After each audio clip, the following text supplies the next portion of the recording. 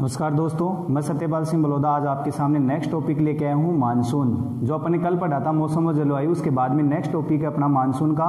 तो सबसे पहले यहाँ बात करते हैं कि मानसून से भी बहुत से क्वेश्चन पूछे जाते हैं कि मानसून कौन सी भाषा का शब्द है, मानसून की शब्द की उत्पत्ति कौन सी भाषा से हुई है, या मानसून कितने प्रकार का होता है, सबसे ज़्यादा मानसून कौन से मानसून से होता है, सबसे ज़्यादा बरसात होती है वो। तो सबसे पहले यहाँ बात करेंगे कि मानसून शब्द अरबी भाषा का है। मानसून शब्द की उत्पत्ति अरबी भाषा के मोसीन शब्द से हुई है। कौन सी भाषा के शब्द से? अरबी भाषा के मोसीन शब्द से हुई है। ये बहुत बार क्वेश्चन पूछा गया है कि मानसून कौन सी भाषा का शब्द है, तो कौन सी भाषा का है? अरबी भाषा का। और इसकी उत्पत्ति कौन से शब्द से हुई है? मोसीन शब्द से हुई है। अब देखो दोस्तों, बात करेंगे कि मानसून कितने प्रकार का होता है। तो मानसून कितने प्रकार का होता है? 2 प्रकार का होता है। 2 प्रकार कौन कौन से हैं? एक तो दक्षिणी पश्चिमी मानसून और एक उत्तरी पूर्वी मानसून। तो सबसे पहले अपन यहाँ बात करेंगे कि दक्षिणी पश्चिमी मानसून क्या है। तो दक्षिणी पश्चिमी मानसून को अपन ग्रीष्मकालीन मानसून भी कहते हैं। दक्षिणी पश्चिमी मानसून, साउथ वेस्ट मानसून, इसे ग्रीष्मकालीन मानसून भी कहते हैं। फिर सबसे पहले यहाँ बात करेंगे कि जो दक्षिणी पश्चिमी मानसून है वो भारत में कब और कहां से प्रवेश करता है। तो दक्षिणी पश्चिमी मानसून 1 जून को केरल तट से प्रवेश करता है। कब करता है? 1 जून को केरल तट से प्रवेश करता है। फिर नेक्स्ट बात करते हैं कि दक्षिणी पश्चिमी मानसून से कितने प्रतिशत वर्षा होती है। तो दक्षिणी पश्चिमी मानसून से 75% से अधिक वर्षा होती है। अपने जो भारत में मानसून है वो दक्षिणी पश्चिमी मानसून से 75% से अधिक बरसात होती है, इसलिए इसे वर्षाकालीन मानसून भी कहते हैं। 75% से अधिक वर्षा होती है, इसलिए इसे वर्षाकालीन या ग्रीष्मकालीन मानसून भी कहते हैं। अब नेक्स्ट बात करते हैं कि जो दक्षिणी पश्चिमी मानसून है इसकी आगे बढ़ने की रफ्तार कितनी है। तो दक्षिणी पश्चिमी मानसून है उसकी आगे बढ़ने की रफ्तार क्या होगी? 30 किलोमीटर प्रति घंटा है। ये भी क्वेश्चन बहुत बार के एग्जाम में पूछ लेते हैं कि दक्षिणी पश्चिमी मानसून की आगे बढ़ने की रफ्तार क्या है। तो 30 किलोमीटर प्रति घंटा है। 30 किलोमीटर प्रति घंटा, ये भी बहुत इंपॉर्टेंट क्वेश्चन है, याद रखना। और यहाँ पे देख लेना कि ये भारत में 75% से अधिक वर्षा इसी मानसून से होती है। ये बहुत इंपॉर्टेंट क्वेश्चन है। दक्षिणी पश्चिमी मानसून से कितने प्रतिशत वर्षा? 75% से अधिक वर्षा होती है, इसलिए इसे वर्षाकालीन मानसून कहा गया है। अब नेक्स्ट बात करेंगे कि जो दक्षिणी पश्चिमी मानसून है, जो हिंद महासागर से इसकी शाखाएं निकलती हैं वो कितनी निकलती हैं? 2 शाखाओं में विभक्त होता है।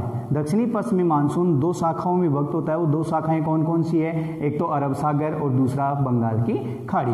जो अरब सागर और दूसरा बंगाल की खाड़ी।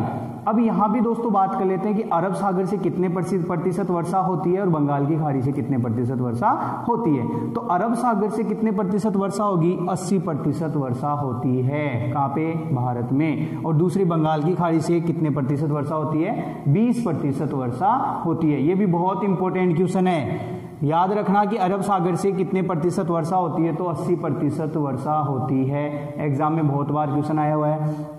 दूसरी बात करेंगे कि बंगाल की खाड़ी से कितने प्रतिशत? तो 20% वर्षा होती है। तो दोस्तों ये दक्षिणी पश्चिमी मानसून कंप्लीट है। अब नेक्स्ट यहाँ पे बात करेंगे दूसरा कौन सा है? उत्तरी पूर्वी मानसून, जिसे अपन क्या कहेंगे? नॉर्थ ईस्ट मानसून भी कहते हैं इंग्लिश में। या फिर जैसे जो उत्तरी पूर्वी मानसून है इसको अपन पुनरावर्ती मानसून भी कहते हैं। ये बहुत इंपॉर्टेंट क्वेश्चन है भाई, याद रखना। उत्तरी पूर्वी मानसून को पुनरावर्ती मानसून भी कहते हैं। बहुत इंपॉर्टेंट क्वेश्चन है, जो आपके एयू कोटा है वहीं पे जो कंपटीशन एग्जाम हुआ था टेक्निकल असिस्टेंट, जो फार्म मैनेजर, वहां पे ये क्वेश्चन पूछा हुआ है कि उत्तरी पूर्वी मानसून को क्या कहा गया है? पुनरावर्ती मानसून। या फिर ऐसे ही पूछ सकते हैं कि पुनरावर्ती मानसून कौन सा है? तो उत्तरी पूर्वी मानसून को ही पुनरावर्ती मानसून कहते हैं, याद रखना। फिर नेक्स्ट बात करेंगे कि उत्तरी पूर्वी मानसून से कहाँ कहाँ बरसात होती है। तो उत्तरी पूर्वी मानसून से जैसे आंध्र प्रदेश, तमिलनाडु, ऐसे इलाकों में बरसात होती है सबसे ज़्यादा। तो आंध्र प्रदेश और तमिलनाडु में सबसे ज़्यादा बरसात होती है उत्तरी पूर्वी मानसून से। अब नेक्स्ट बात करते हैं अपन, यहाँ पे ये मोटा मोटा तौर हो गया कि मानसून 2 प्रकार का होता है, दक्षिणी पश्चिमी और उत्तरी पूर्वी मानसून। ये मानसून का एक छोटा सा टॉपिक है, लेकिन यहाँ से बहुत अच्छा सा क्वेश्चन पूछते हैं। ये सबसे इंपॉर्टेंट, ये अरबी भाषा वाला याद रख लेना। फिर 2, ये बरसात कितना % होती है।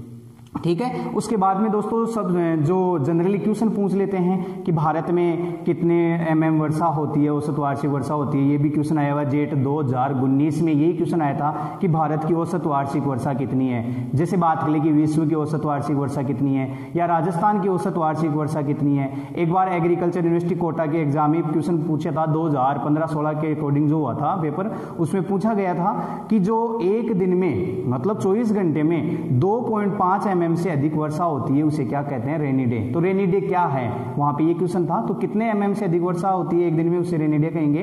2.5 mm से अधिक वर्षा होती है उसे रेनी डे कहते हैं, अर्थात वर्षा का दिन भी कहते हैं। ये बहुत इंपॉर्टेंट क्वेश्चन है। तो यहाँ पे देखो नोट लगा कि जो वर्षा का दिन जो 24 घंटे मतलब एक दिन में 2.5 mm से अधिक वर्षा होती है उसे क्या कहते हैं, वर्षा का दिन मतलब रेनी डे कहते हैं। अब एक क्वेश्चन और पूछ लेते हैं कि भारत में रेनी डे कितने हैं, भारत में रेनी डे कितने हैं। तो भारत में 130 दिन होते हैं। जो भारत में औसत जो दिन होते हैं रेनी डे वर्षा के दिन कितने होते हैं, 130। और राजस्थान में कितने होते हैं, राजस्थान में 28 दिन होते हैं वर्षा के। कितने होते हैं, राजस्थान में 28 दिन होते हैं। कितने, 28 दिन। ये भी याद रख लेना, भारत में 130 दिन होते हैं औसत और राजस्थान में कितने होते हैं, 28 दिन। अब नेक्स्ट बात करते हैं कि विश्व की औसत वार्षिक वर्षा कितनी है। तो विश्व की औसत वार्षिक वर्षा है वो कितनी है, 100 mm। लेकिन एग्जामिनर कई बार क्या करता है, इसे mm में नहीं देके सेंटीमीटर में भी पूछ लेता है। तो 1000 mm का कितना हो गया, 100 सेंटीमीटर। कितना हो गया, 100 सेंटीमीटर। ये भी याद रखना, 1000 mm का कितना हो गया, 100 सेंटीमीटर। तो सेंटीमीटर में भी आ सकता है कि विश्व की औसत वार्षिक वर्षा कितनी है, तो 100 सेंटीमीटर या बोले तो 1000 mm। नेक्स्ट बात करेंगे भारत की। तो जनरली अपन ने आज तक पढ़ा है कि भारत की जो औसत वार्षिक वर्षा है वो 1194 mm है, या इसे सेंटीमीटर में बोला जाए तो कितना होगा, 119.4 सेंटीमीटर। ठीक है।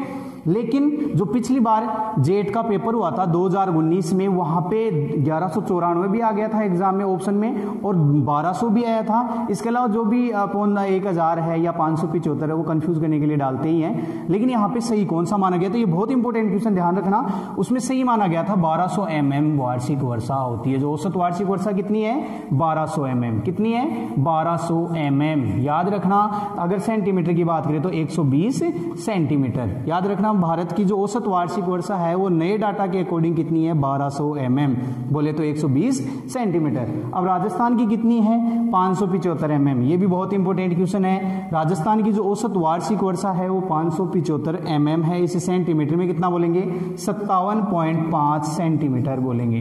तो दोस्तों ये बहुत ही इंपॉर्टेंट टॉपिक है, मानसून का छोटा सा ही टॉपिक है, लेकिन यहाँ से क्वेश्चन बहुत ही ज्यादा पूछे जाते हैं। कई बार जो भी कंपटीशन एग्जाम होता है एग्रीकल्चर से रिलेटेड, वहां पे क्वेश्चन 100% आता है। तो मानसून अरबी भाषा का शब्द है जिसकी उत्पत्ति मौसम शब्द से हुई है। अब मानसून दो प्रकार का होता है, दक्षिणी पश्चिमी मानसून जो 1 जून को केरल तट पर प्रवेश करता है, ठीक है, और इसमें भारत में 75% से वर्षा दक्षिणी पश्चिमी मानसून से होती है, इसलिए इसे वर्षाकालीन मानसून भी कहते हैं। अब इसे दो शाखाओं में विभक्त किया गया है दक्षिणी पश्चिमी मानसून को, जो अरब सागर और दूसरा बंगाल की खाड़ी। अब अरब सागर से कितने प्रतिशत वर्षा हुई, 80%, और बंगाल की खाड़ी से 20% वर्षा होती है। नेक्स्ट बात करेंगे उत्तरी पूर्वी मानसून की, जो इसे पुनरावर्ती मानसून भी कहते हैं। पुनरावर्ती का अर्थ क्या होता है, लौटता हुआ मानसून भी कहते हैं। उत्तरी पूर्वी मानसून को पुनरावर्ती अर्थात लौटता हुआ मानसून भी कहते हैं। ठीक है। नेक्स्ट बात करेंगे कि यहाँ आंध्र प्रदेश कौन कौन से इलाकों में वर्षा होती है, इससे तो आंध्र प्रदेश और तमिलनाडु राज्यों में वर्षा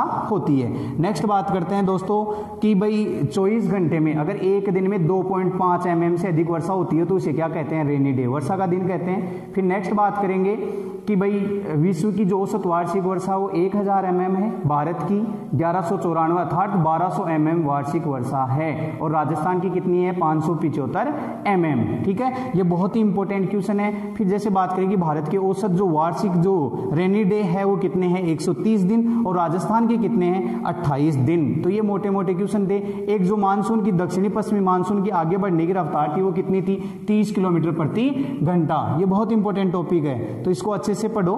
ठीक है। अब नेक्स्ट बात यहाँ करेंगे कि वायुमंडल क्या है। अब क्या पढ़ेंगे, वायुमंडल क्या है, एटमॉस्फेयर। वायुमंडल की कौन कौन सी परतें होती हैं, ओजोन परत कहाँ पाई जाती है, वायुमंडल की सबसे ठंडी परत कौन सी है, सबसे गर्म परत कौन सी है, तो इसके बारे में अध्ययन करेंगे। एक बार इसका आप स्क्रीनशॉट लेना चाहो तो स्क्रीनशॉट ले सकते हो।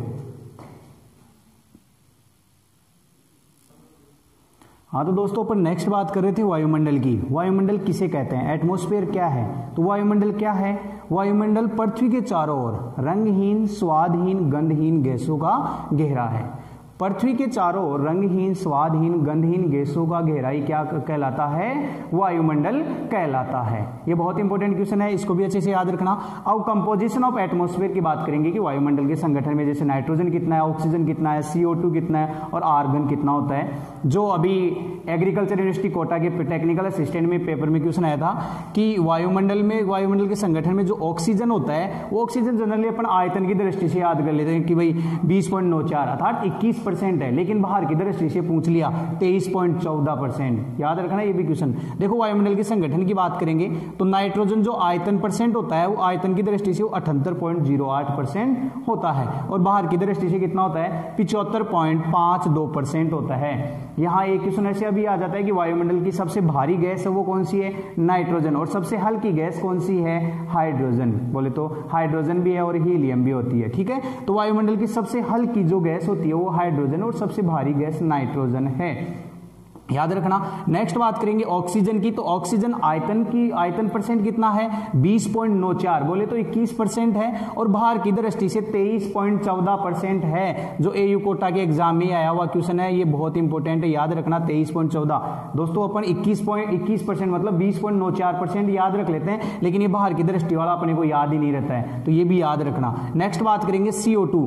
तो वायुमंडल में जो CO2 पाया जाता है 0.03% होता है। कितना होता है, 0.03%। या बोले तो PPM में भी क्वेश्चन आ गया था एक बार 2017-18 जेट के एग्जाम में, PPM में क्वेश्चन पूछा था और यही क्वेश्चन था। तो कितना PPM होता है, 300 PPM। PPM का पूरा नाम क्या होता है, पार्ट पर मिलियन, ठीक है। तो 0.03%। अब यहीं पे एक मैं छोटा सा रूप बता देता हूं कि वायुमंडल में CO2 होता है वो 0.03% होता है, लेकिन यहां मर्दा की बात कर लेते हैं तो मर्दा में कितना होता है, 0.3%। बोले तो 0.25 से 0.30% भी बोल सकते हैं उसे, ठीक है। अब PPM में बात करें तो 2500 से 3000 PPM होता है। वायुमंडल में तो 0.03% है और मर्दा में कितना होता है, 0.25 से 0.30% होता है, मतलब 3000 PPM। याद रखना ये भी। नेक्स्ट बात करेंगे यहाँ पे भार की दृष्टि से तो 0.04% होता है। और लास्ट बात करते हैं आर्गन, जो आयतन की दृष्टि से 0.93% होता है और भार की दृष्टि से 1.28% होता है। ये संगठन भी बहुत इंपॉर्टेंट है, वायुमंडल का संगठन से भी क्वेश्चन आ जाता है और मर्दा के संगठन से भी क्वेश्चन आता है। तो मैंने जो बताया कंफ्यूज वाली बात यहाँ पे CO2 की थी, जो 0.03% तो वायुमंडल में होता है और 0.30% होता है वो किस में होता है, मर्दा में, क्या, CO2। अब नेक्स्ट बात करते हैं दोस्तों, ये तो कंपोजिशन ऑफ एटमॉस्फेयर हो गया।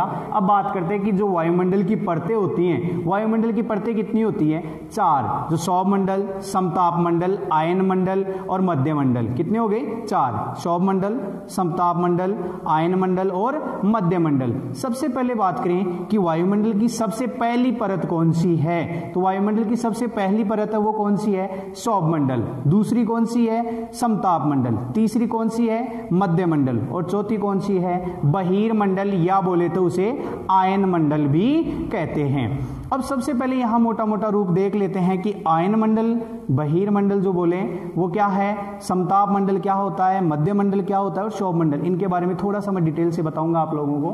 सौरमंडल, इसे टॉपोस्फेयर भी कहते हैं। अब इसकी जो पृथ्वी की सतह से जो ऊंचाई होती है, इसकी हाइट होती है वो कितनी होती है, 18 किलोमीटर। कितनी होती है, 18 किलोमीटर होती है। पृथ्वी की सतह से ऊंचाई कितनी है, 18 किलोमीटर, ठीक है।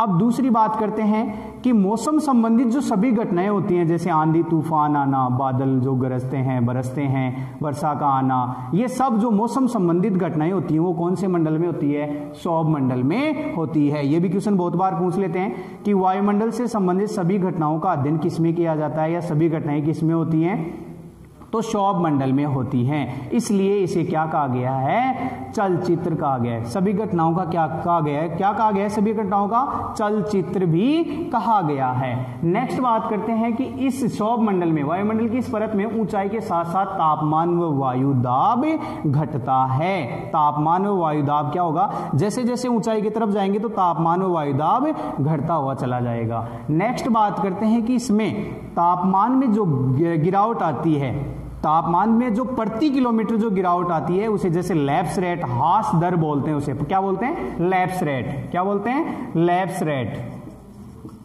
हास दर। वो कितनी है? ये भी बहुत इंपॉर्टेंट क्वेश्चन है। 6.5 डिग्री सेंटीग्रेड जो प्रति किलोमीटर जो हास दर है, लैप्स रेट है टेम्परेचर की, वो कितनी है? 6.5 डिग्री सेंटीग्रेड। अब दोस्तों जो सौरमंडल है, वायुमंडल की जो पहली परत है, उसमें मिनिमम और मैक्सिमम मतलब न्यूनतम व अधिकतम तापमान कितना होता है? तो न्यूनतम तापमान तो 15 डिग्री सेंटीग्रेड होता है और अधिकतम जो तापमान होता है वो कितना होता है? 60 डिग्री सेंटीग्रेड। तो मिनिमम व मैक्सिमम टेम्परेचर कितना होता है? 15 से 60 डिग्री सेंटीग्रेड टेम्परेचर होता है। तो ये वायुमंडल की सबसे पहली परत हो गई। नेक्स्ट बात करते हैं समताप मंडल। इसे स्ट्रेटोस्फेयर भी कहते हैं, समताप मंडल को, जो वायुमंडल की दूसरी परत होती है। अब दूसरी परत होती है, इसमें जो इसकी पृथ्वी की सतह से जो ऊंचाई होती है, सौरमंडल में कितनी थी? 18 किलोमीटर, लेकिन समताप मंडल में कितनी है? 56 किलोमीटर। याद रखना, वायुमंडल की जो परत है दूसरी समताप मंडल, उसमें जो ऊंचाई है वो कितनी है? 56 किलोमीटर। ठीक है। नेक्स्ट बात करेंगे कि ये बहुत इंपॉर्टेंट क्वेश्चन है कि वायुमंडल में जो ओजोन परत पाई जाती है वो कौन सी परत में पाई जाती है? ठीक है। तो जो ओजोन परत, ओजोन गैस पाई जाती है, वो कौन सी परत में पाई जाती है? समताप मंडल में। इसमें ओजोन गैस या ओजोन परत भी पाई जाती है। जो ओजोन गैस या ओजोन परत का कार्य क्या है? ये जो पृथ्वी की सतह पर जो सूर्य की पराबैंगनी जो हानिकारक किरणें आती हैं उसको रोकने का कार्य करती है। आजकल आप लोगों ने देखा होगा कि धीरे धीरे वायुमंडल में टेम्परेचर ज्यादा हो रहा है। वो क्यों हो रहा है? क्योंकि अपनी जो ओजोन परत है प्रदूषण के कारण वो धीरे धीरे लुप्त होती जा रही है। प्रदूषण के कारण पराबैंगनी किरणें क्या करती है? डायरेक्ट अटैक करती है। प्रदूषण है तो पराबैंगनी किरणें भी हाई होंगी, और हाई होंगी तो ओजोन परत पर डायरेक्ट अटैक करेगी, और डायरेक्ट अटैक करेगी तो ओजोन परत धीरे धीरे लुप्त होती जा रही है। इसलिए पृथ्वी की सतह पर क्या हो रहा है? टेम्परेचर अधिक हो रहा है। तो ओजोन परत या ओजोन गैस वायुमंडल की कौन सी परत में पाई जाती है? तो समताप मंडल में। ये भी बहुत इंपॉर्टेंट क्वेश्चन है, याद रखना दोस्तों। फिर नेक्स्ट बात करेंगे नंबर 3, मध्यमंडल। मेसोस्फीयर भी बोलते हैं इसे। मध्यमंडल को क्या बोलते हैं? मेसोस्फीयर भी बोलते हैं। यहां पे बात करेंगे कि वायुमंडल की जो सबसे ठंडी परत है वो कौन सी है? तो वायुमंडल की सबसे ठंडी परत है वो कौन सी है? मध्यमंडल। और इसकी समुद्र तल से ऊंचाई कितनी होती है? पृथ्वी की सतह से 56 से 80 किलोमीटर ऊंचाई होती है। नेक्स्ट बात करते हैं कि ऊंचाई के साथ साथ इसके तापमान में गिरावट आती है। गिरावट आएगी, तापमान जैसे जैसे जैसे ऊंचाई की तरफ बढ़ेंगे वैसे तापमान में गिरावट आती है। तो वायुमंडल की सबसे जो ठंडी परत होगी वो कौन सी होगी? सबसे ठंडी परत कौन सी होगी? मध्यमंडल। ये भी बहुत इंपॉर्टेंट क्वेश्चन है, याद रखना दोस्तों। नेक्स्ट लास्ट बात करेंगे वायुमंडल की परत की, वो है आयन मंडल, जिसे अपन बहिर्मंडल भी कहते हैं। नोट कर लेना, आयन मंडल को अपन बहिर्मंडल भी कहते हैं। और इसकी जो पृथ्वी की सतह से ऊंचाई होती है वो 640 किलोमीटर होती है। और ये वायुमंडल की सबसे गर्म परत है। जैसे अपन आप लोगों ने यहाँ पे पढ़ा इंग्लिश में ट्रोपोस्फीयर, लेकिन यहाँ पे आयन मंडल को इंग्लिश में क्या कहते हैं अपन? यहाँ पे एक तो आयनोस्फीयर और दूसरा बोलेंगे थर्मोस्फीयर भी बोलते हैं। थर्मो मतलब थर्मामीटर, टेम्परेचर याद करने का होता है, तो थर्मो मतलब टेम्परेचर हाई। तो सबसे ज्यादा गर्म जो होता है, गर्मी होती है या सबसे जो गर्म परत है वो कौन सी है वायुमंडल की? आयन मंडल, जिसे अपन बहिर्मंडल भी कहते हैं। ये भी क्वेश्चन पूछ लेते हैं। अब जैसे जैसे ऊंचाई की तरफ बढ़ेंगे, जैसे ऊंचाई की तरफ जाएंगे तो तापमान में बढ़ोतरी आएगी। जैसे जैसे अपन ऊपर जाएंगे तो तापमान तो बढ़ेगा, लेकिन जो वायुदाब है वो क्या होगा? कम होता चला जाएगा। ये भी बहुत इंपॉर्टेंट क्वेश्चन है। जैसे जैसे अपन और ऊपर जाएंगे आयन मंडल में तो तापमान में तो बढ़ोतरी होगी, लेकिन वायुदाब में गिरावट आएगी। ये बहुत इंपॉर्टेंट क्वेश्चन है। तो वायुमंडल की ये 4 परतें होती है, सौरमंडल, समताप मंडल, मध्यमंडल और आयन मंडल। जो यहाँ पे सौरमंडल में तो क्वेश्चन पूछते हैं कि मौसम संबंधी सभी घटनाओं का अध्ययन किस में किया जाता है? सौरमंडल में। दूसरा आता है समताप मंडल। ओजोन परत किस में पाई जाती है? समताप मंडल में। तीसरा है वायुमंडल की सबसे ठंडी परत कौन सी है? तो वो मध्यमंडल। और वायुमंडल की सबसे गर्म परत कौन सी है? तो वो कौन सी है? आयन मंडल या बहिर्मंडल। ये 4 बातें हैं जो अच्छे से याद रखना। अब नेक्स्ट अपन यहां बात कर लेते हैं कि भाई जो आप लोगों को मैं बता भी देता हूं कि जो वायुमंडल में जो परतें होती हैं, जैसे नीचे नीचे यहाँ पे ट्रोपोस्फीयर था, फिर यहाँ पे मेसोस्फीयर, वो स्ट्रेटोस्फीयर आ गया, और नेक्स्ट यहाँ पे बात करेंगे मेसोस्फीयर, और यहाँ पे थर्मोस्फीयर। अब ये तो क्या है? इसकी हाइट है। क्या है? हाइट। वो किस में आएगी? किलोमीटर में। और ये क्या है? टेम्परेचर। ठीक है, ये क्या है, टेम्परेचर। ठीक है, तो ये वायुमंडल की परतें हैं। सबसे जो नीचे की परत है वो कौन सी है, ट्रोपोस्फेयर, फिर दूसरा स्ट्रेटोस्फेयर, तीसरा है मेसोस्फेयर और लास्ट है थर्मोस्फेयर। तो ये याद रखना वायुमंडल की परतें क्या क्या है, वायुमंडल का संगठन क्या है, तो ये अच्छे से याद रखना दोस्तों, और ये बहुत ही इंपॉर्टेंट टॉपिक है। ठीक है दोस्तों, अच्छा लगे तो इसको शेयर करना, सब्सक्राइब करना और कमेंट बॉक्स में अपना कमेंट देना अगर कोई भी बात नहीं समझ में आती है। Thank you. आप अगर चाहो तो इसका स्क्रीनशॉट भी ले सकते हो।